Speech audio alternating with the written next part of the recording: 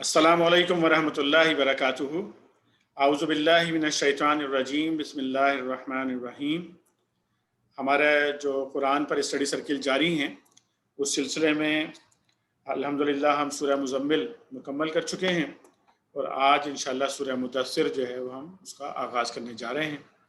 میں درخواست کروں گا حامد قیوم بھائی سے کہ اس کے پہلے رکوع کی تلاوت اور ترجمہ یہاں پر پیش کریں تاکہ ہم پھر مطالعے کے لیے آگے بڑھیں انشاءاللہ۔ حامد قیوم بھائی۔ اعوذ باللہ من الشیطان الرجیم، بسم اللہ الرحمن الرحیم۔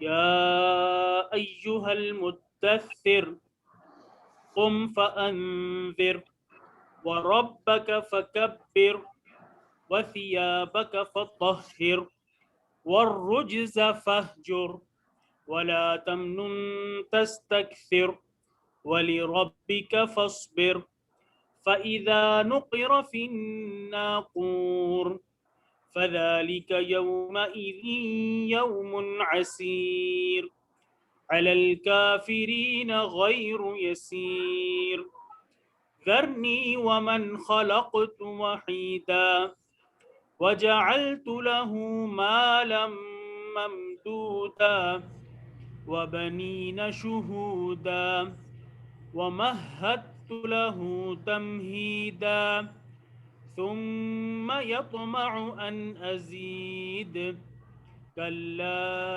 إنه كان لآياتنا عنيدا سأرهقه صعودا إنه فكر وقدر فقتل كيف قدر ثم قتل كيف قدر ثم نظر ثم عبس وبسر ثم أدبر واستكبر فقال إن هذا إلا سحر يؤثر إن هذا إلا قول البشر سأصليه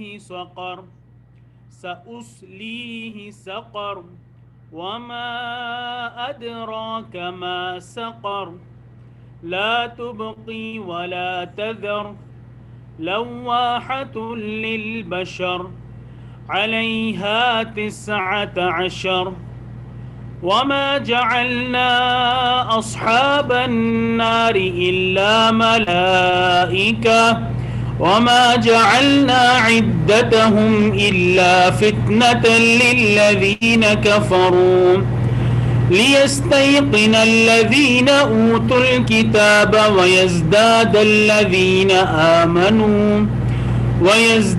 الذين آمنوا إيمانا ولا يرتاب الذين أوتوا الكتاب والمؤمنون وليقول الذين في قلوبهم مرض والكافرون ماذا أراد الله بهذا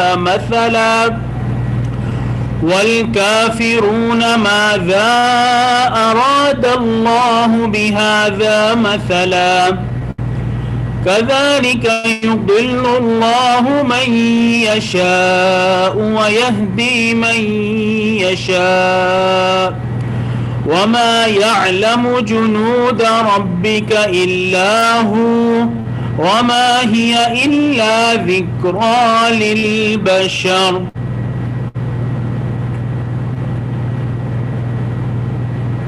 جزاک اللہ خیر۔ اللہ کے نام سے جو بے انتہا مہربان اور رحم فرمانے والا ہے۔ اے اور لپیٹ کر لیٹنے والے، اٹھو اور خبردار کرو، اور اپنے رب کی بڑائی کا اعلان کرو، اور اپنے کپڑے پاک رکھو، اور گندگی سے دور رہو، اور احسان نہ کرو زیادہ حاصل کرنے کے لیے، اور اپنے رب کی خاطر صبر کرو۔ اچھا، جب سور میں پھونک ماری جائے گی وہ دن بڑا ہی سخت دن ہوگا، کافروں کے لیے ہلکا نہ ہوگا۔ چھوڑ دو مجھے اور اس شخص کو جسے میں نے اکیلا پیدا کیا، بہت سا مال اس کو دیا، اس کے ساتھ حاضر رہنے والے بیٹے دیے اور اس کے لیے ریاست کی راہ ہموار کی، پھر وہ طمع رکھتا ہے کہ میں اسے اور زیادہ دوں؟ ہرگز نہیں، وہ ہماری آیات سے عناد رکھتا ہے، میں تو اسے عنقریب ایک کٹھن چڑھائی چڑھواؤں گا۔ اس نے سوچا اور کچھ بات بنانے کی کوشش کی تو خدا کی مار اس پر، کیسی بات بنانے کی کوشش کی؟ ہاں، خدا کی مار اس پر، کیسی بات بنانے کی کوشش کی؟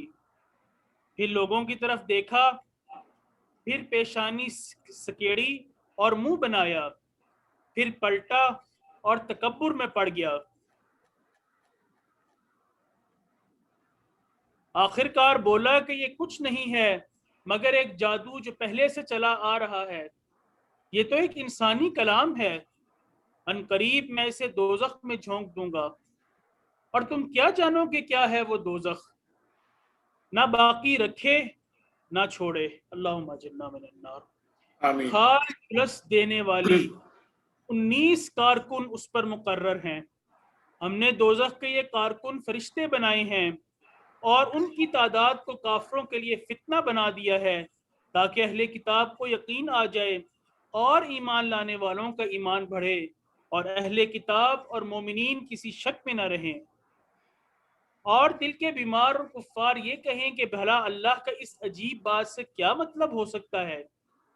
اس طرح اللہ جسے چاہتا ہے گمراہ کر دیتا ہے اور جسے چاہتا ہے ہدایت بخش دیتا ہے، اور تیرے رب کے لشکروں کو خود اس کے سوا کوئی نہیں جانتا، اور اس دوزخ کا ذکر اس کے سوا کسی غرض کے لیے نہیں کیا گیا کہ لوگ اس کو اس سے نصیحت کہ لوگ اس کے لوگوں کو اس سے نصیحت ہو۔ صدق اللہ۔ جزاک اللہ خیر، جزاک اللہ خیر جی عامر بھائی، ماشاء اللہ۔ تو اب انشاءاللہ ہم اس کا مطالعہ شروع کریں گے۔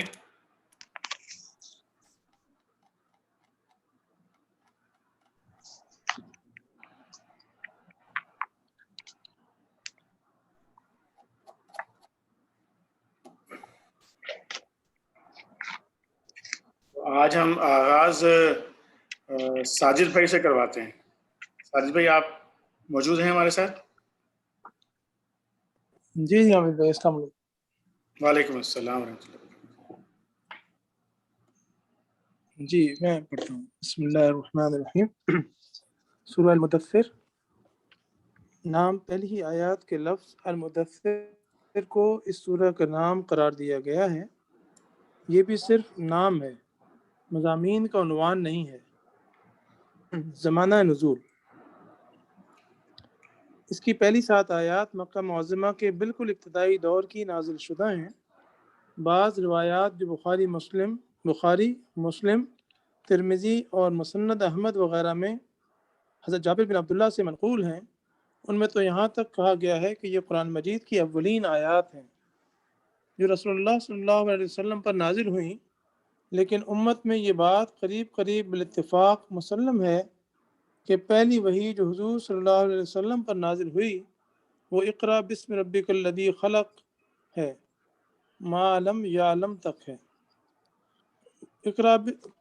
اقرا بسم ربک الذی خلق سے ما لم یعلم تک ہے۔ البتہ صحیح روایات سے جو کچھ ثابت ہے وہ یہ ہے کہ اس پہلی وحی کے بعد کچھ مدت تک رسول اللہ صلی اللہ علیہ وسلم پر کوئی وحی نازل نہیں ہوئی۔ پھر اس وقفے کے بعد جب اثر نو نزول وحی کا سلسلہ شروع ہوا تو اس کا آغاز سورہ مدثر کی انہی آیات سے ہوا تھا۔ امام زہری رحمۃ اللہ علیہ اس کی تفصیل یوں بیان کرتے ہیں، ایک مدت تک رسول اللہ صلی اللہ علیہ وسلم پر وحی کا نزول بند رہا، اور اس زمانے میں آپ پر اس قدر شدید غم کی کیفیت طاری رہی کہ بعض اوقات آپ پہاڑوں کی چوٹیوں پر چڑھ کر اپنے آپ کو گرا دینے کے لیے آمادہ ہو جاتے تھے، لیکن جب کبھی آپ کسی چوٹی کے کنارے پر پہنچتے، جبرائیل علیہ السلام نمودار ہو کر آپ سے کہتے کہ آپ اللہ کے نبی ہیں، اس سے آپ کے دل کو سکون حاصل ہو جاتا تھا، اور وہ اضطراب کی کیفیت دور ہو جاتی تھی۔ ابن جریر۔ اس کے بعد امام زہری خود حضرت جابر بن عبداللہ ہی کی یہ روایت نقل کرتے ہیں کہ رسول اللہ صلی اللہ علیہ وسلم نے قرۃ وحی بند رہنے کے زمانے کا ذکر کرتے ہوئے بیان فرمایا، ایک روز میں راستے سے گزر رہا تھا، یکایک میں نے آسمان سے ایک آواز سنی، سر اٹھایا تو دیکھا کہ وہی فرشتہ جو غار حرا میں میرے پاس آیا تھا آسمان اور زمین کے درمیان ایک کرسی پر بیٹھا ہوا ہے۔ میں یہ دیکھ کر سخت دہشت زدہ ہو گیا اور گھر پہنچ کر میں نے کہا مجھے اڑھاؤ۔ چنانچہ گھر والوں نے مجھ پر لحاف یا کمبل اڑا دیا۔ اس وقت اللہ نے وحی نازل کی، یا ایھا المدثر، پھر لگاتار مجھ پر وحی کا نزول شروع ہو گیا۔ بخاری، مسلم، مسند احمد بن ابن جریر۔ سورہ کا باقی ماندہ حصہ آیات 8 سے آخر تک اس وقت نازل ہوا جب اسلام کی اعلانیہ تبلیغ شروع ہو جانے کے بعد مکہ میں پہلی مرتبہ حج کا موقع آیا۔ اس کا مفصل واقعہ سیرت ابن ہشام میں بیان کیا گیا ہے، جسے آگے چل کر ہم نقل کریں گے۔ موضوع اور مضمون،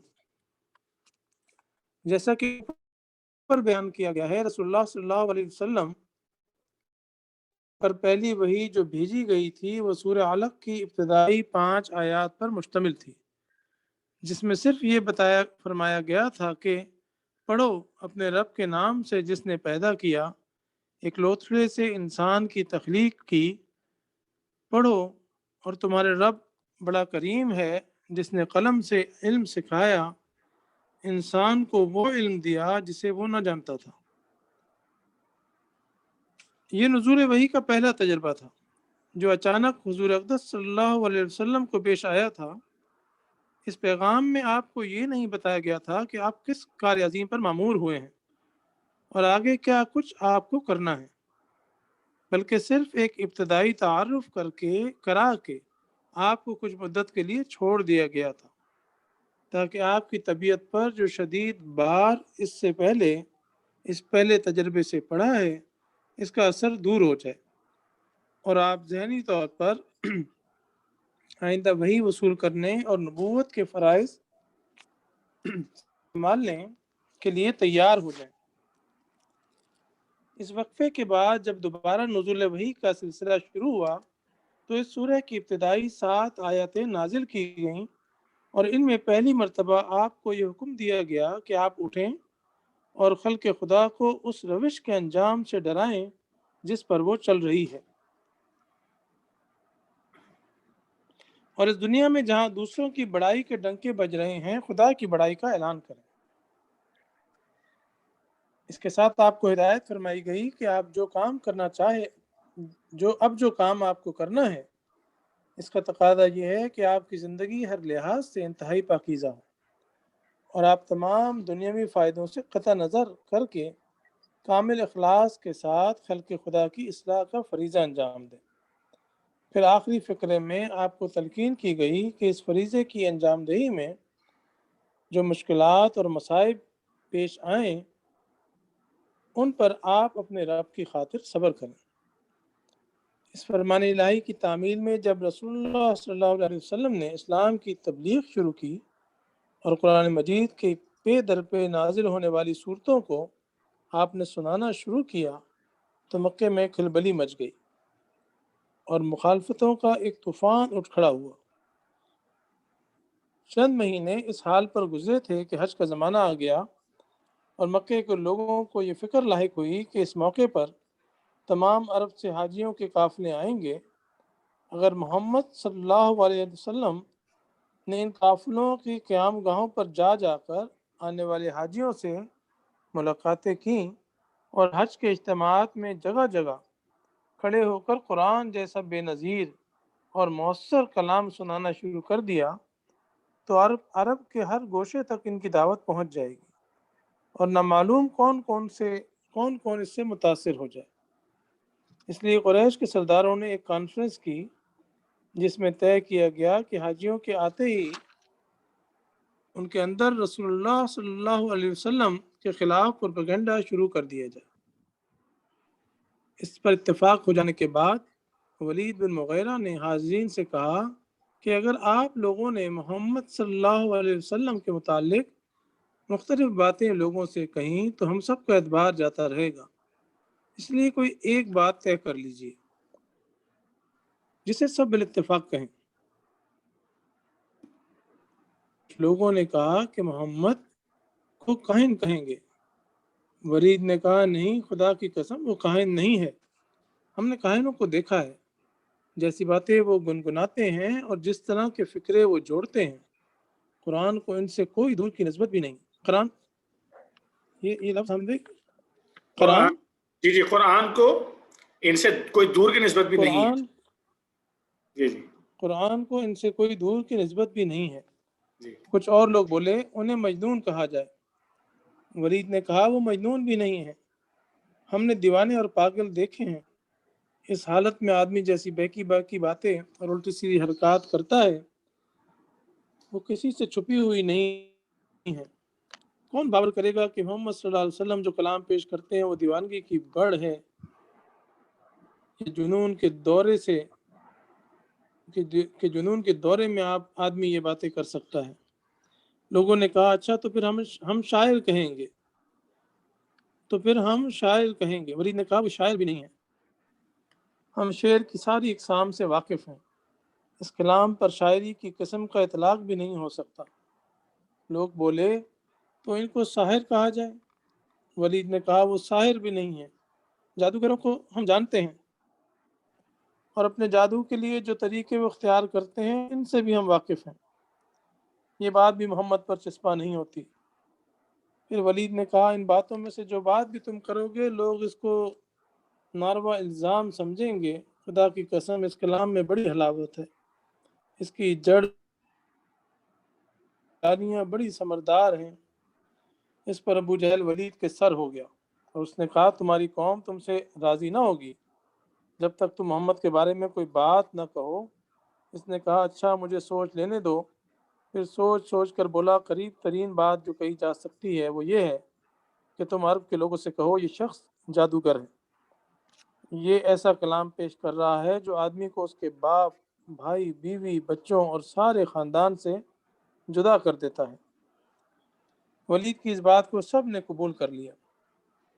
پھر ایک منصوبے کے مطابق حج کے زمانے میں قریش کے وفود حاجیوں کے درمیان پھیل گئے اور انہوں نے آنے والے زائرین کو خبردار کرنا شروع کیا کہ یہاں ایک ایسا شخص اٹھ کھڑا ہوا ہے جو بڑا جادوگر ہے، اس کا جادو خاندانوں میں تفریق ڈال دیتا ہے، اس سے ہوشیار رہنا۔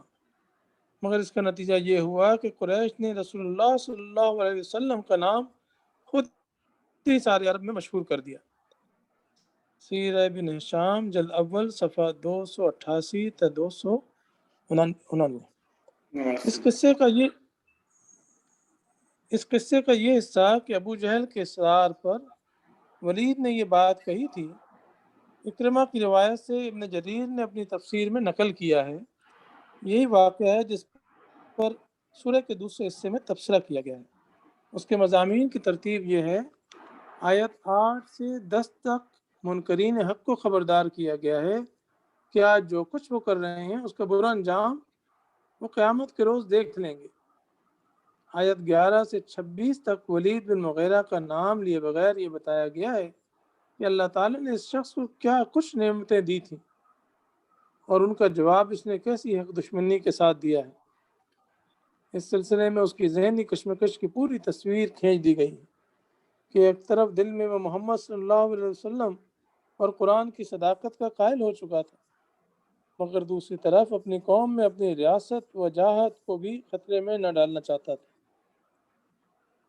اس لیے نہ صرف یہ کہ وہ ایمان لانے سے باز رہا بلکہ کافی دیر تک اپنے ضمیر سے لڑنے جھگڑنے کے بعد آخرکار یہ بات بنا کر لایا کہ خلق خدا کو اس کلام پر ایمان لانے سے باز رکھنے کے لیے اسے جادو قرار دینا چاہیے۔ اس کی اس صریح بد باطنی کو بے نقاب کر کے فرمایا گیا ہے کہ اپنے اس کرتوت کے بعد بھی یہ شخص چاہتا ہے کہ اسے مزید انعامات سے نوازا جائے۔ حالانکہ اب یہ انعام کا نہیں بلکہ دوزخ کا سزاوار ہو چکا ہے۔ اس کے بعد آیت 27 سے 48 تک دوزخ کی ہولناکیوں کا ذکر کیا گیا اور یہ بھی بتایا گیا کہ کس اخلاق و کردار کے لوگ اس کے مستحق ہیں۔ پھر آیت 49 تا 53 میں کفار کے مرض کی اصل جڑ بتا دی گئی ہے کہ وہ چونکہ آخرت سے بے خوف ہیں اور اسی دنیا کی زندگی کو سب کچھ سمجھتے ہیں، اس لیے وہ قرآن سے اس طرح بھاگتے ہیں جیسے شیر سے ڈر کر جنگلی گدھے بھاگے جا رہے ہیں، اور ایمان لانے کے لیے طرح طرح کی غیر معقول شرطیں پیش کرتے ہیں، حالانکہ خواہ ان کی کوئی شرط بھی پوری کر دی جائے، انکار آخرت کے ساتھ وہ ایمان کی راہ پر ایک قدم بھی نہیں بڑھا سکتے۔ آخر میں صاف صاف فرما دیا گیا ہے کہ خدا کو کسی کے ایمان کی کوئی ضرورت نہیں پڑ گئی ہے کہ وہ اس کی شرطیں پوری کرتا پھرے۔ قرآن ایک عام نصیحت ہے جو سب کے سامنے پیش کر دی گئی ہے، اب جس کا جی چاہے اس کو قبول کر لے۔ خدا اس کا مستحق ہے کہ لوگ اس کی نافرمانی سے ڈریں، اور اسی کی یہ شان ہے کہ جو شخص بھی تقوی اور خدا ترسی کا رویہ اختیار کر لے اسے وہ معاف کر دیتا ہے، خواہ وہ پہلے کتنی ہی نافرمانیاں کر چکا ہو۔ جزاک اللہ خیر ساجد بھائی۔ آگے بڑھتے ہیں اور رفیق بھائی انشاءاللہ اس سے آگے پڑھیں گے۔ السلام علیکم ورحمۃ اللہ۔ وعلیکم السلام ورحمۃ اللہ۔ بسم اللہ الرحمن الرحیم۔ اے اور لپیٹ کر لیٹنے والے، حاشیہ نمبر 1۔ اوپر دیباچے میں ہم ان آیات کے نزول کا جو پس منظر بیان کر آئے ہیں، ان پر غور کرنے سے یہ بات اچھی طرح سمجھ میں آ سکتی ہے کہ اس موقع پر رسول اللہ صلی اللہ علیہ وسلم کو یا ایھا الرسول یا ایھا النبی کہہ کر مخاطب کرنے کی بجائے یا ایھا المدثر کہہ کر کیوں مخاطب کیا گیا؟ کیونکہ حضور صلی اللہ علیہ وسلم یکایک جبریل علیہ السلام کو آسمان و زمین کے درمیان ایک کرسی پر بیٹھے دیکھ کر ہیبت زدہ ہو گئے تھے، اور اسی حالت میں گھر پہنچ کر آپ نے اپنے اہل خانہ سے فرمایا تھا کہ مجھے اڑاؤ۔ اس لیے اللہ تعالیٰ نے آپ کو یا ایھا المدثر کہہ کر خطاب فرمایا۔ اس لطیف طرز خطاب سے خود بخود یہ مفہوم نکلتا ہے کہ اے میرے پیارے بندے، تم اوڑھ لپیٹ کر لیٹ کہاں گئے؟ تم پر تو ایک کار عظیم کا بار ڈالا گیا ہے جسے انجام دینے کے لیے تمہیں پورے عزم کے ساتھ اٹھ کھڑا ہونا چاہیے۔ اٹھو اور خبردار کرو۔ حاشیہ نمبر 2۔ یہ اس نوعیت کا حکم ہے جو حضرت نوح علیہ السلام کو نبوت کے منصب پر مامور کرتے ہوئے دیا گیا تھا کہ انذر قومک من قبل ان یاتیہم عذاب علیم، اپنی قوم کے لوگوں کو ڈراؤ قبل اس کے کہ ان پر ایک دردناک عذاب آ جائے۔ نوح 1۔ آیات کا مطلب یہ ہے کہ اے اور لپیٹ کر لیٹنے والے، اٹھو اور تمہارے گرد و پیش خدا کے جو بندے خواب غفلت میں پڑے ہوئے ہیں ان کو چمکا دو، انہیں اس انجام سے ڈراؤ جس سے یقیناً وہ دوچار ہوں گے اگر اس حالت میں مبتلا رہے۔ انہیں خبردار کر دو کہ وہ کسی اندھیر نگری میں نہیں رہتے ہیں جس میں وہ اپنی مرضی سے جو کچھ چاہیں کرتے رہیں اور ان کے کسی عمل کی کوئی بات پرس نہ ہو، اور اپنے رب کی بڑائی کا اعلان کرو۔ حاشیہ نمبر 3۔ یہ ایک نبی کا اولین کام ہے جس سے اس دنیا میں اسے انجام دینا ہوتا ہے۔ اس کا پہلا کام ہی یہ ہے کہ جاہل انسان یہاں جن کی بڑائی مان رہے ہیں ان سب کو نفی کر دے اور آنکھیں پکارے دنیا بھر میں یہ اعلان کر دے کہ اس کائنات میں بڑائی ایک خدا کے سوا اور کسی کی نہیں ہے۔ یہی وجہ ہے کہ اسلام میں کلمہ اللہ اکبر کو سب سے زیادہ اہمیت دی گئی ہے۔ اذان کی ابتدا ہی اللہ اکبر کے اعلان سے ہوتی ہے۔ نماز میں بھی مسلمان تکبیر کے الفاظ کہہ کر داخل ہوتا ہے اور بار بار اللہ اکبر کہہ کر اٹھتا اور بیٹھتا ہے۔ جانور کے گلے پہ چھری بھی پھیرتا ہے تو بسم اللہ اللہ اکبر کہہ کر پھیرتا ہے۔ نعرہ تکبیر آج ساری دنیا میں مسلمانوں کا سب سے زیادہ نمایاں امتیازی شعار ہے، کیونکہ اس امت کے نبی صلی اللہ علیہ وسلم نے اپنا کام بھی اللہ کی تکبیر سے شروع کیا تھا۔ اس مقام پر ایک اور لطیف نکتہ یہ بھی ہے جسے اچھی طرح سمجھ لینا چاہیے، جیسا کہ ان آیات کی شان نزول سے معلوم ہو چکا ہے۔ یہ پہلا موقع تھا جب رسول اللہ صلی اللہ علیہ وسلم کو نبوت کا عظیم الشان فریضہ انجام دینے کے لیے اٹھ کھڑے ہونے کا حکم دیا گیا تھا، اور یہ بات ظاہر تھی کہ جس شہر اور معاشرے میں یہ مشن لے کر اٹھنے کا آپ کو حکم دیا جا رہا ہے وہ شرک کا گڑھ تھا۔ بات صرف اتنی ہی نہ تھی کہ وہاں کے لوگ عام عربوں کی طرح مشرک تھے، بلکہ اس سے بڑھ کر بات یہ تھی کہ مکہ معظمہ مشرکین عرب کا سب سے بڑا تیرتھ بنا ہوا تھا، اور قریش کے لوگ اس کے مجاور تھے۔ ایسی جگہ کسی شخص کا تنہا اٹھنا اور شرک کے مقابلے میں توحید کا علم بلند کر دینا بڑے جان جوکھوں کا کام تھا۔ اس لیے اٹھو اور خبردار کرو کے بعد فوراً ہی یہ فرمایا گیا، اپنے رب کی بڑائی کا اعلان کرو۔ اپنے اندر یہ مفہوم ہی بھی رکھتا ہے کہ جو بڑی بڑی ہولناک طاقتیں اس کام میں تمہیں مزاحم نظر آتی ہیں ان کی ذرا پرواہ نہ کرو، اور صاف صاف کہہ دو کہ میرا رب ان سب سے زیادہ بڑا ہے جو میری اس دعوت کا راستہ روکنے کے لیے کھڑے ہو سکتے ہیں۔ یہ بڑی سے بڑی ہمت افزائی ہے جو اللہ کا کام شروع کرنے والے کسی شخص کی جا سکتی ہے۔ اللہ کی کبریائی کا نقش جس آدمی کے دل پر گہرا جمع ہوا ہو، وہ اللہ کی خاطر اکیلا ساری دنیا سے لڑ جانے میں بھی ذرا برابر ہچکچاہٹ محسوس نہیں کرے گا۔ اور اپنے کپڑے پاک رکھو، حاشیہ نمبر 4۔ یہ بڑے جامع الفاظ ہیں، ان کے مفہوم میں بڑی وسعت ہے۔ ان کا ایک مطلب یہ ہے کہ اپنے لباس کو نجاست سے پاک رکھو، کیونکہ جسم و لباس کی پاکیزگی اور روح کی پاکیزگی دونوں لازم ملزوم ہیں۔ ایک پاکیزہ روح گندے جسم اور ناپاک لباس میں نہیں رہ سکتی۔ رسول اللہ صلی اللہ علیہ وسلم جس معاشرے میں اسلام کی دعوت دے کر اٹھے تھے وہ صرف عقائد اور اخلاق کی خرابیوں میں مبتلا نہ تھا، بلکہ طہارت اور نظافت کے بھی ابتدائی تصورات تک سے خالی تھا، اور حضور صلی اللہ علیہ وسلم کا کام ان لوگوں کو ہر لحاظ سے پاکیزگی کا سبق سکھانا تھا۔ اس لیے آپ کو ہدایت فرمائی گئی کہ آپ اپنی ظاہری زندگی میں بھی طہارت کا ایک اعلیٰ معیار قائم فرمائیں۔ چنانچہ یہ اسی ہدایت کا ثمرہ ہے کہ حضور صلی اللہ علیہ وسلم نے نوع انسانی کے طہارت جسم و لباس کی وہ مفصل تعلیم دی ہے جو زمانہ جاہلیت کے اہل عرب تو درکنار آج اس زمانے کے مہذب ترین قوموں کو بھی نصیب نہیں ہے۔ حتیٰ کہ دنیا کی بیشتر زبانوں میں ایسا کوئی لفظ تک نہیں پایا جاتا جو طہارت کا اہم معنی ہے، بخلاف اس کے کہ اسلام کا حال یہ ہے کہ حدیث اور فقہ کی کتابوں میں اسلامی احکام کا آغاز ہی کتاب الطہارت سے ہوتا ہے۔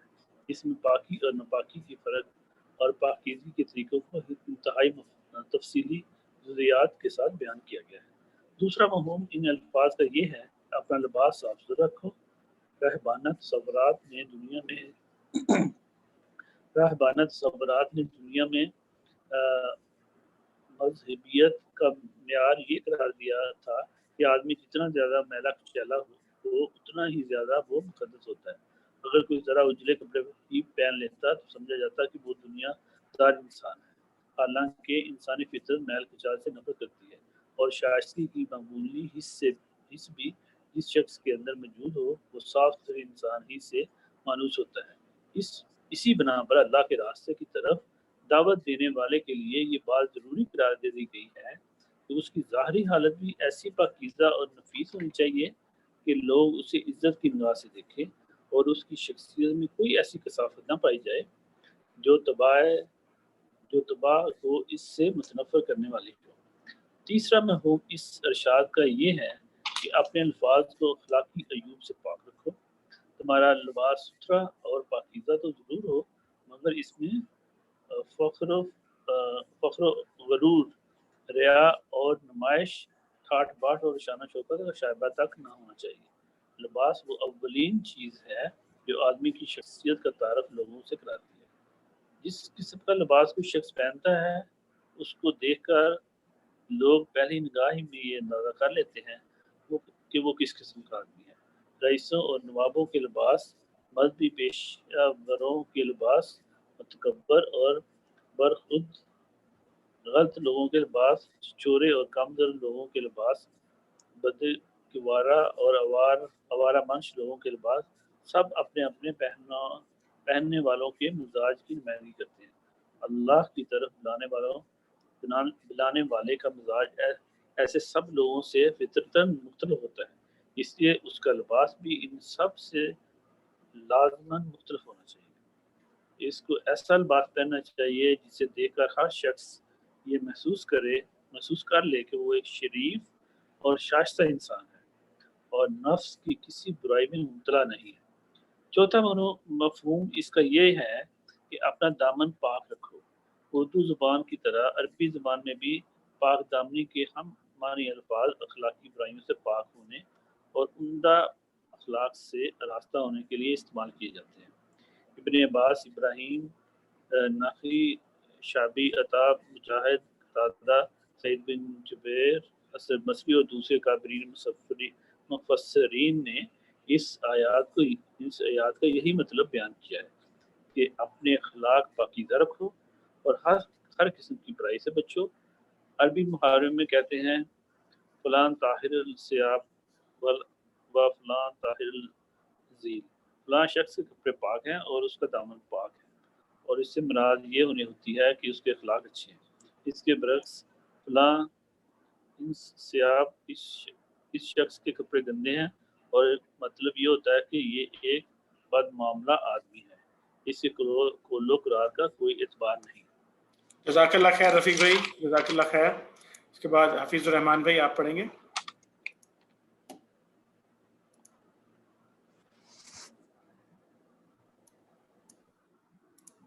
جی اس آیت پہ جائیے گا۔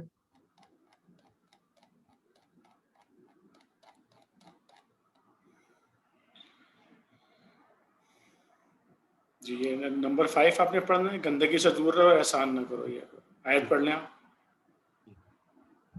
اور گندگی سے دور رہو اور احسان نہ کرو زیادہ حاصل کرنے کے لیے، اور اپنے رب کی خاطر صبر کرو اور گندگی سے دور رہو۔ حاشیہ نمبر 5۔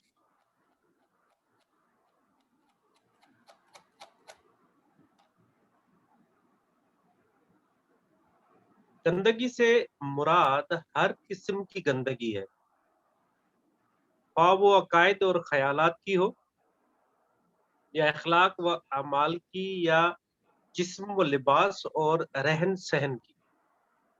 مطلب یہ ہے کہ تمہارے گرد و پیش سارے معاشرے میں طرح طرح کی جو گندگیاں پھیلی ہوئی ہیں ان سب سے اپنا دامن بچا کر رکھو۔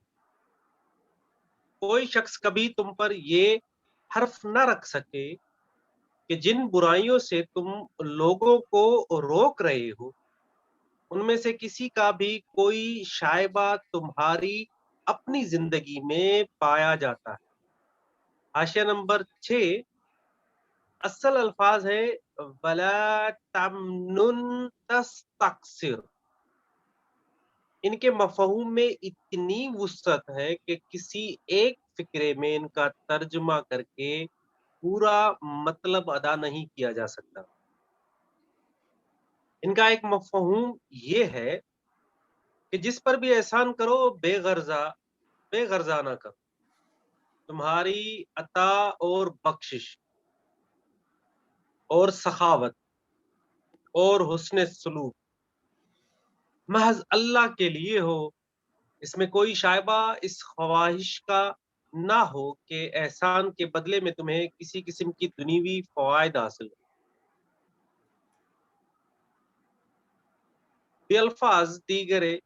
بے دیگر اللہ کے لیے احسان کرو، فائدہ حاصل کرنے کے لیے کوئی احسان نہ کرو۔ دوسرا مفہوم یہ ہے کہ نبوت کا جو کام تم کر رہے ہو یہ اگرچہ اپنی جگہ ایک بہت بڑا احسان ہے کہ تمہاری بدولت خلق خدا کو ہدایت نصیب ہو رہی ہے، مگر اس کا کوئی احسان لوگوں پر نہ جتا اور اس کا کوئی فائدہ اپنی ذات کے لیے حاصل نہ کرو۔ تیسرا مفہوم یہ ہے کہ تم اگرچہ ایک بہت بڑی خدمت انجام دے رہے ہو، مگر اپنی نگاہ میں اپنے عمل کو کبھی بڑا عمل نہ سمجھو، اور کبھی یہ خیال تمہارے دل میں نہ آئے کہ نبوت کا جو یہ فریضہ انجام دے کر اور اس کام میں جان لڑا کر تم اپنے رب پر کوئی احسان کر رہے ہو۔ حاشیہ نمبر 7، یعنی یہ کام جو تمہارے سپرد کیا جا رہا ہے بڑے جان جوکھوں کا کام ہے، اس میں سخت مصائب اور مشکلات اور تکلیفوں سے تمہیں سابقہ پیش آئے گا۔ تمہاری اپنی قوم تمہاری دشمن ہو جائے، سارا عرب تمہارے خلاف صف آرا ہو جائے گا، مگر جو کچھ بھی اس راہ میں پیش آئے اپنے رب کی خاطر اس پر صبر کرنا اور اپنے فرض کو پوری ثابت قدمی اور مستقل مزاجی کے ساتھ انجام دینا۔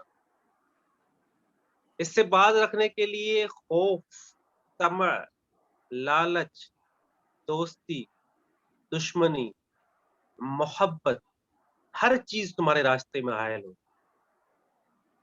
ان سب کے مقابلے میں مضبوطی کے ساتھ اپنے موقف پر قائم رہنا، یہ تھی وہ اولین ہدایت جو اللہ تعالیٰ نے اپنے رسول کو اس وقت دی تھی جب اس نے آپ کو یہ حکم دیا تھا کہ آپ اٹھ کر نبوت کے کام کا آغاز فرمائیں۔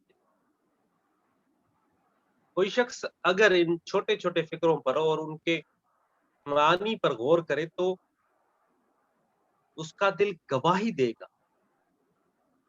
کہ ایک نبی کو نبوت کا کام شروع کرتے وقت اس سے بہتر کوئی ہدایات نہیں دی جا سکتی تھیں۔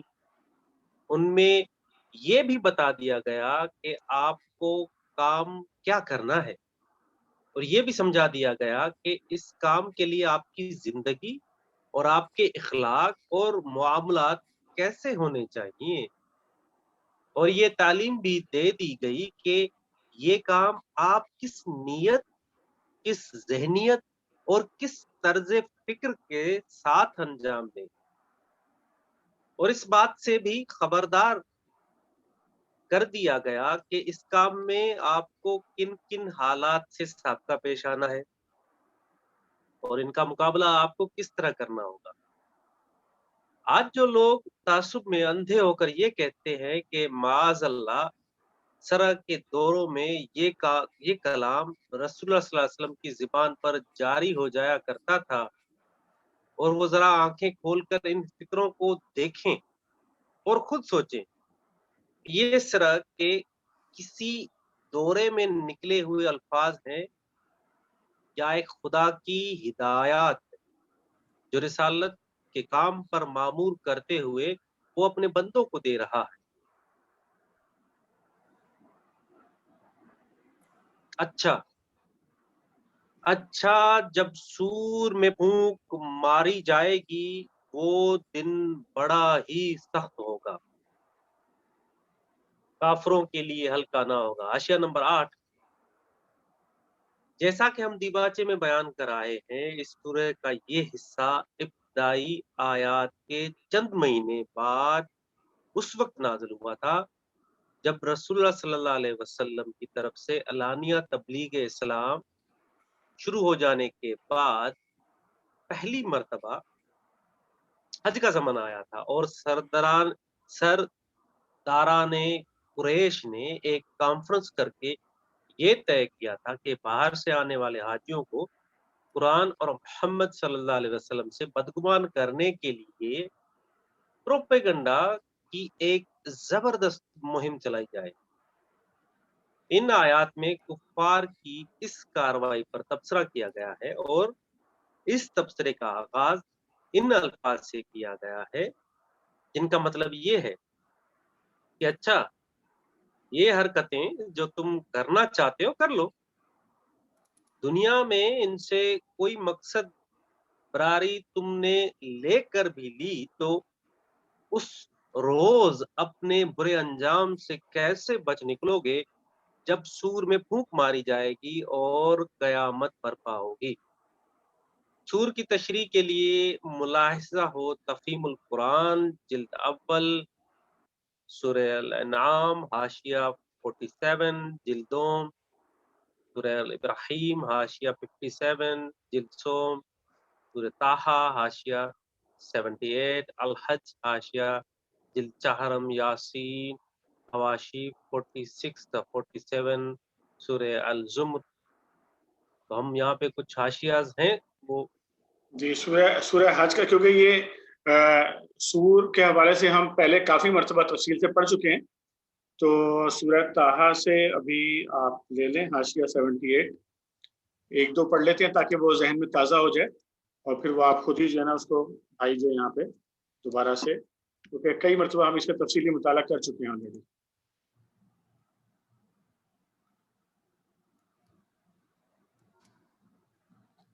پہ جائیں گے۔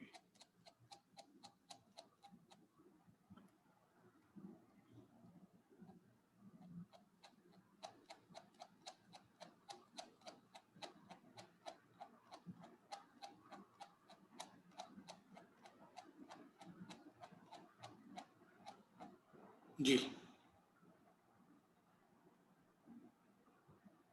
جی تذکیر کے لیے ہم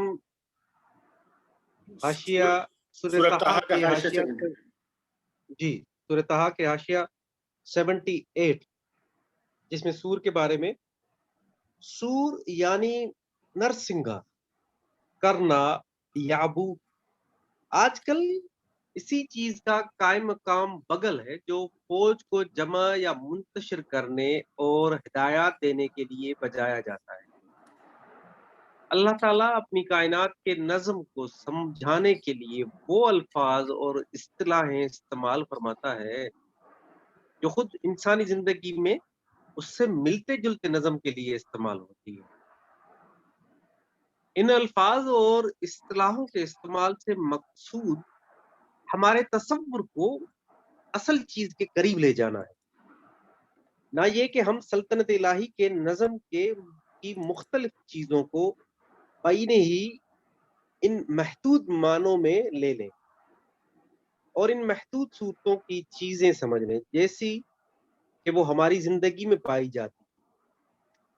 قدیم زمانے سے آج تک لوگوں کو جمع کرنے اور اہم باتوں کا اعلان کرنے کے لیے کوئی نہ کوئی ایسی چیز پھونکی جاتی رہی ہے جو سور یا بغل سے ملتی جلتی ہو۔ اللہ تعالیٰ بتاتا ہے کہ ایسی ہی ایک چیز قیامت کے روز پھونکی جائے گی جس کی نوعیت ہمارے نرسنگھے کی سی ہوگی۔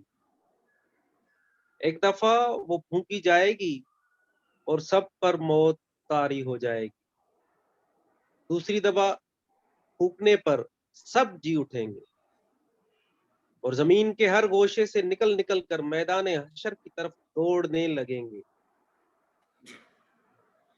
یہاں پر تذکیر ہو گئی ہے اس کی سور کے حوالے سے، تو آپ کو یاد آ گیا ہوں گے سارے ڈسکشنز اپنے۔ حاشیہ نمبر 9 جو ہے وہ پڑھ لیجیے آپ ابھی۔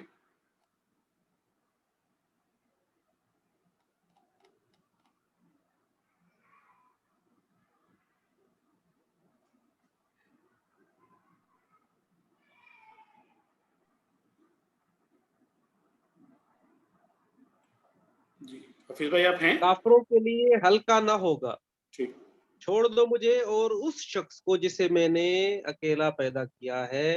حاشیہ نمبر 9، 10 اور 11۔ بس 9 پڑھ لیجیے۔ اس سے ارشاد جی حاشیہ نمبر 9،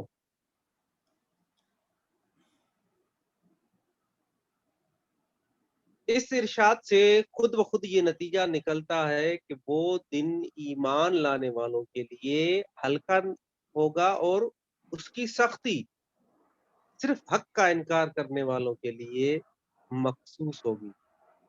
مزید برآں یہ ارشاد اپنے اندر یہ مفہوم بھی رکھتا ہے کہ اس دن کی سختی کافروں کے لیے مستقل سختی ہوگی، وہ ایسی سختی نہ ہوگی جس کے بعد کبھی اس کے نرمی سے بدل جانے کی امید کی جا سکتی ہے۔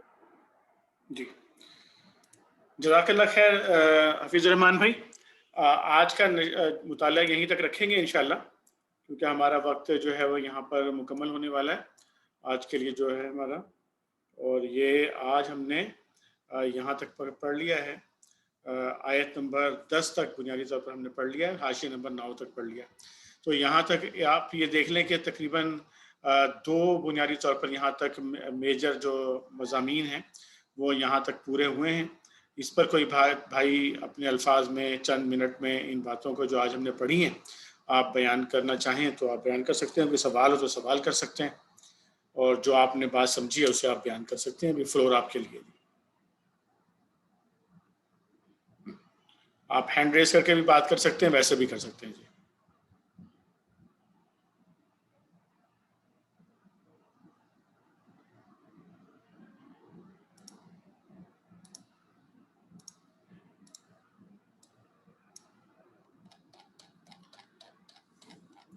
اس میں اگر کوئی بھائی اس پر بات کر لیں کہ جو پہلے ابتدائی 7 آیات جو ہیں جن کی تفصیل ہم نے اس کے شان نزول میں بھی پڑھی ہے اور یہاں پر بھی تفصیل سے ہم نے پڑھا ہے، ان آیات کو بھی پڑھ لیا ہے ہم نے، تو ان میں جو احکامات یہاں پر دیے گئے ہیں، جو ابتدائی 7 آیات جو بھی آپ کے سامنے ہیں، کوئی بھائی اس حوالے سے کوئی بات کرنا چاہیں گے؟ یہ اسی کنٹینیوشن میں دیکھیں جس کنٹینیوشن میں ہم نے سورہ المزمل میں تذکرہ پڑھا تھا کہ جب نبی کریم صلی اللہ علیہ وسلم کو اللہ رب کریم نے بیان فرمایا کہ آپ کو ہم جو ہے وہ گواہ ہم نے بنایا بنیادی طور پر آپ کو تمام انسانوں پر، اور پھر ہم نے اس کی ڈیٹیل میں جا کے پڑھا بھی تھا، اور حفیظ الرحمان بھائی نے بھی اس کے بعد بیان کیا تھا کہ جو نبی کی ذمہ داری ہوتی ہے، شہادت حق جو نبی کی ذمہ داری ہے، وہ نبی کے جانے کے بعد جو ہے نبی کی جو امت ہوتی ہے اس کی ذمہ داری ہوتی ہے، اور اس پر ہم نے ڈیٹیل سے پڑھا تھا۔ اسی کنٹینیوشن میں اگر آپ دیکھیں تو یہ 7 آیات ہیں، تو کوئی بھائی 1-2 منٹ میں بیان کرنا چاہیں ان کو، کہ اس کو اس پہلو سے دیکھیں ذرا کہ نبی کریم صلی اللہ علیہ وسلم کو تو یہ حکم دیا گیا تھا، لیکن نبی کریم صلی اللہ علیہ وسلم کے بعد یہ ذمہ داری اور یہ تمام احکامات جو ہیں بعین ہی امت مسلمہ پر بھی عائد ہوتے ہیں سارے کے سارے۔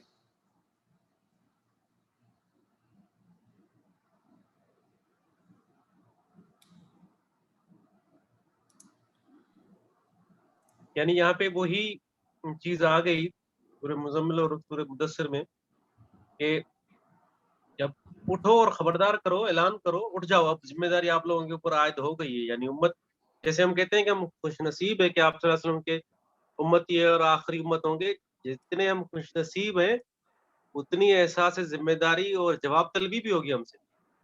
تو وہی ہوگی کہ اپنے رب کی بڑے یعنی توحید کا اعلان کرو، اور یہاں پہ جو مراد انہوں نے ڈیفائن کی تھی کہ اپنے کپڑے یعنی اپنا کریکٹر بلڈنگ جو ہے نا یہاں پہ بڑی اسٹرانگ ہونی چاہیے۔ جب آپ دائی ہوں گے، جب آپ کچھ بات کہیں گے تو فرسٹ آف آل آپ کا کریکٹر جو ہوگا وہ آپ کا ریفلیکشن ہوگا۔ آپ کے انداز بیان کتنا بھی مؤثر ہو، کتنا ہی خوبصورت ہو، اگر اس میں کریکٹر کی چاشنی نہیں ہے تو وہ مٹھاس نہیں آئے گی۔ اور گندگی سے دور ہو، یعنی ایسے جیسے گناہوں سے بچنے کے لیے ہم جیسے گزرتے ہیں جھاڑیوں میں سے اور کانٹوں سے بچتے ہیں، ایسے ہمیں بچنا پڑے گا۔ اور لالچ کا جو عنصر ہے، یا یعنی ایک چیز آ کر جب آپ کا کریکٹر بھی اچھا ہے، آپ گناہوں سے بچ رہے ہیں، تو اب دوسری چیز آپ کے دل میں آئے گی، وہ جو ہلکا سا تکبر، یا وہ ہم تو ہیں ہی اچھے، ہم نے تو گناہ کیا ہی نہیں ہے، اس سے بھی بچنا، کہیں ایسا نہ ہو کہ یہ حملہ شیطان کا آپ کے اوپر بھاری پڑ جائے۔ اور یہاں پہ دوسرا اینگل بھی آ جائے گا کہ اگر جب کنٹینیو آپ کوئی چیز کر رہے ہو تو ہو سکتا ہے کہ آپ کو وہ رسپانس نہ ملے پازیٹیو، اور آپ بے صبرے ہو جائیں، ناشکرے ہو جائیں، جذباتی ہو جائیں، یار بس یار بھاڑ میں جائے، کیا ضرورت پڑی ہے، تھک گئے یار کہہ کے۔ یہاں پہ کہ اپنے رب کی خاطر صبر کرو، یہ جو میرا تھوڑا سا سمجھ میں ہے۔ بہت خوب، بہت خوب، آپ نے بہت ہی مختصر الفاظ اور مختصر وقت میں بہت اچھے طریقے سے اس کو بیان کر دیا۔ کوئی اور بھائی بات کرنا چاہیں گے؟ السلام علیکم. اچھا حامد بھائی، وعلیکم السلام جی. اس کو سورۃ العصر کے تناظر میں اگر ہم تناظر میں دیکھیں تو اس میں بھی ایسے ہی آتا ہے نا، والعصر ان الانسان لفی خسر الا الذین آمنوا وعملوا الصالحات وتواصوا بالحق وتواصوا بالصبر. تو جو آخری دو آیتیں ہیں وتواصوا بالحق وتواصوا بالصبر، تو یہاں بھی وہی چیز کہی جا رہی ہے لیکن دوسرے الفاظ میں کہ اٹھو اور خبردار کرو، اپنے رب کی بڑائی کا اعلان کرو، اور پھر اسی چیز کے لیے وتواصوا بالحق کے لیے ہی اپنے کپڑے پاک رکھو، گندگی سے دور رہو، احسان نہ کرو زیادہ حاصل کرنے کے لیے. تو کیا ہوگا جب آپ معاشرے کو جو غلط کو غلط کہیں گے تو you will get the resistance. اب جب آپ کو ریزسٹنس ملے گی تو وہاں بھی کیا وتواصوا بالحق وتواصوا بالصبر. تو یہ نہیں ہو سکتا کہ جب آپ اللہ کا پرچم بلند کریں، توحید کی بات بیان کریں تو آپ کو ریزسٹنس نہیں ملے گی. اگر آپ کو ریزسٹنس نہیں مل رہی ہے تو it means you are not on the right path. اگر آپ رائٹ پاتھ میں اللہ کی بڑائی بیان کر رہے ہیں، اللہ کا دین لے کے چل رہے ہیں، تو آپ کو ریزسٹنس تو لازمی ملے گی، یہ تو فور شور ہے. تو جب آپ کو ریزسٹنس ملے تو پھر آپ نے نہ تو آپ نے بے دل ہو کے یا بد دل ہو کے بیٹھ جانا ہے، اور نہ ہی آپ نے اس پہ کوئی واویلا مچانا ہے، بلکہ اس کو صبر کے ساتھ برداشت کرنا ہے، کیونکہ اللہ کی حمایت تب ہی آئے گی جب آپ صبر کریں گے. تو میرا اس میں سے یہ ہے کہ یہ ایک لٹمس ٹیسٹ اللہ تعالیٰ نے رکھ دی ہے کہ اگر آپ دین حق پہ ہیں کہ نہیں. اگر آپ کو ریزسٹنس مل رہی ہے تو اس کا مطلب اگر یعنی کہ پہلے تو آپ دیکھیں نا کہ خود اپنی طرف سے ہر چیز آپ ٹھیک کر رہے ہیں، اس کے بعد اگر آپ کو ریزسٹنس مل رہی ہے it means yes you are on the right path. تو یہ ہے میری انڈرسٹینڈنگ. بہت بہت خوب آپ نے بات کی. اور یہ جو بھی آپ نے ریزسٹنس کی بات کی ہے کہ ریزسٹنس آپ کو ملے گی اور اس پر صبر کرنا ہے، تو اس پر تھوڑی مزید انشاءاللہ ہم بات کریں گے، اگلی نشست میں بات کریں گے انشاءاللہ. اس کو یاد رکھیے گا آپ. تو میں اس پر صبر کے حوالے سے میں ایک ہنٹ آپ کو دے دیتا ہوں، جو بھائی مطالعہ کر سکیں. آج اب جو اگلے ہفتے ہماری نشست ہوگی اس کے حوالے سے خاص طور پہ میں یہاں پر آپ تمام ہی بھائیوں سے کہوں گا، لیکن حفیظ الرحمان بھائی اور ساجد بھائی، عالمگیر بھائی وغیرہ، آپ لوگ خاص طور پہ رفیق بھائی، تو اس کو دیکھیں کہ جہاں سے ہم نے پچھلی مرتبہ کچھ اقتباسات پڑھے تھے کتاب تحریک اور کارکن میں سے تعلق باللہ کے حوالے سے، تو اسی میں ایک چیپٹر میں صبر کے حوالے سے بھی جو ہے وہ کئی صفحات لکھے ہوئے ہیں وہیں پر. تو اس کو آپ لوگ ذرا فائنڈ آؤٹ کریں اور انشاءاللہ اس کو دیکھیں، اور پھر انشاءاللہ اگلی دفعہ ہم اس کا مطالعہ بھی کریں گے، جو آج حامد قیوم بھائی نے بہت ہی اچھے طریقے سے مختصراً بیان کیا ہے. تھوڑا تفصیلی اس کو پڑھیں گے.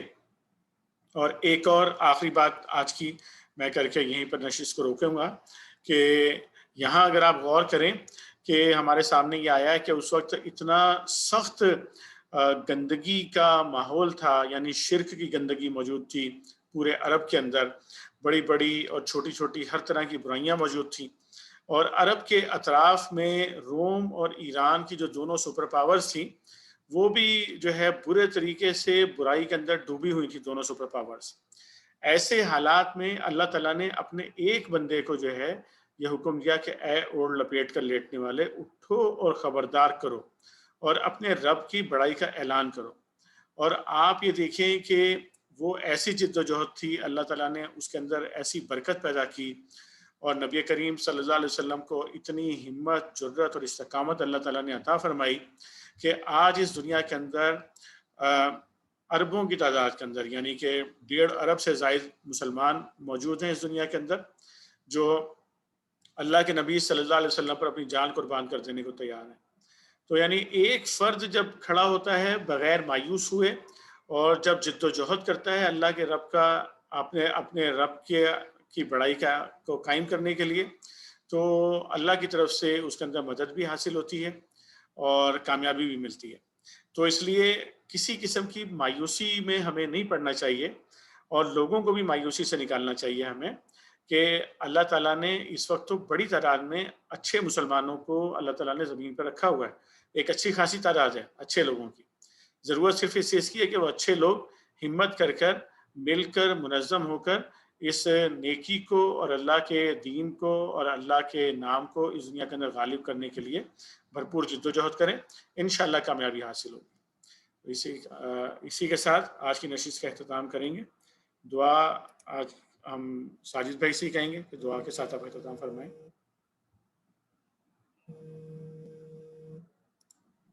اعوذ باللہ من الشیطان الرجیم بسم اللہ الرحمن الرحیم الحمد للہ رب العالمین الرحمن الرحیم مالک یوم الدین ایاک نعبد و ایاک نستعین اہدنا الصراط المستقیم صراط الذین انعمت علیہم غیر المغضوب علیہم ولا الضالین آمین. آمین یا رب العالمین. رب اجعلنی مقیم الصلاۃ ومن ذریتی ربنا وتقبل دعاء ربنا اغفر لی ولوالدی وللمؤمنین یوم یقوم الحساب. آمین. ربنا آتنا فی الدنیا حسنہ وفی الآخرۃ حسنہ وقنا عذاب النار. آمین. ربنا اغفر لنا ذنوبنا وإسرافنا في أمرنا وثبت أقدامنا وانصرنا على القوم الكافرين. آمین. ربنا لا تزغ قلوبنا بعد إذ هديتنا وهب لنا من لدنك رحمة إنك أنت الوهاب. آمین. ربنا آتنا من لدنك رحمة وهيئ لنا من أمرنا رشدا. رب اغفر وارحم وأنت خير الراحمين. رب اغفر وارحم وأنت خير الراحمين. لا إله إلا أنت سبحانك إني كنت من الظالمين. سبحان ربنا آمنا فاغفر لنا وارحمنا وأنت خير الراحمين. يا حي يا قيوم يا حي يا قيوم. ربنا إننا آمنا فاغفر لنا ذنوبنا وقنا عذاب النار. آمین. رب اغفر وارحم وأنت خير الراحمين. إن الله وملائكته يصلون على النبي يا أيها الذين آمنوا صلوا عليه وسلموا تسليما. اللهم صل على محمد وعلى آل محمد كما صليت على إبراهيم وعلى آل إبراهيم إنك حميد مجيد. اللهم بارك على محمد وعلى آل محمد كما باركت على إبراهيم وعلى آل إبراهيم إنك حميد مجيد. سبحان ربك رب العزة عما يصفون وسلام على المرسلين الحمد لله رب العالمين برحمتك يا أرحم الراحمين آمين. آمین. جزاک اللہ خیر سعید.